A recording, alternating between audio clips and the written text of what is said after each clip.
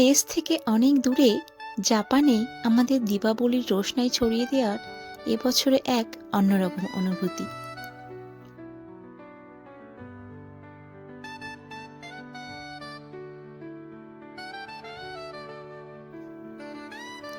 ঘরের ভিতরে আগুন জ্বালানো নিষিদ্ধ, তাই আমাদের চিরাচরিত প্রদীপের সাজসজ্জাও ছিল খুবই সীমিত।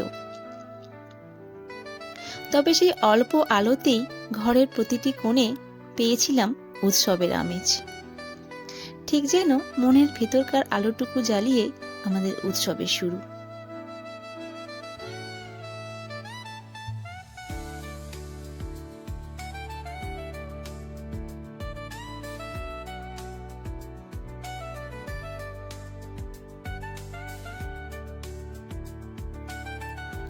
এরপর আমরা সবাই মিলে চলে এসেছিলাম নদীর ধারে। সুন্দর নদীর পাড়, সেখানে বাজি পোড়ানোর আনন্দটাও ছিল বেশ দারুণ। ফাঁকা জায়গায় কাউকে বিরক্ত না করে বাজি ফাটালাম।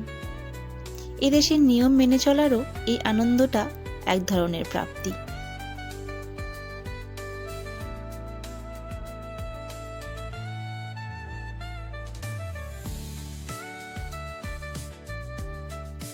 ঐশীও এখন বেশ বড় হয়েছে।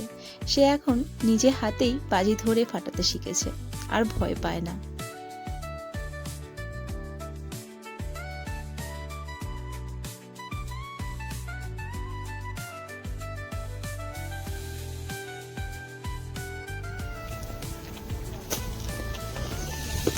আর এই সময়ে সবচেয়ে ভালো লেগেছিল যখন দেখেছিলাম পথচলতি কয়েকজন স্থানীয় লোকজন আমাদের এই উৎসবের উচ্ছ্বাস থেকে হাসি মুখে দীপাবলি শুভেচ্ছা জানিয়েছে আমাদের। এমন ভালোবাসা পাওয়া সত্যি আনন্দের ব্যাপার।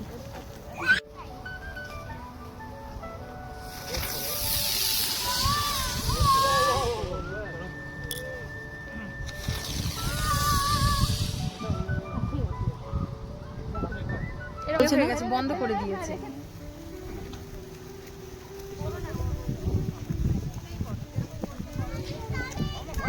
বৃষ্টি নিচু করো, এ করো।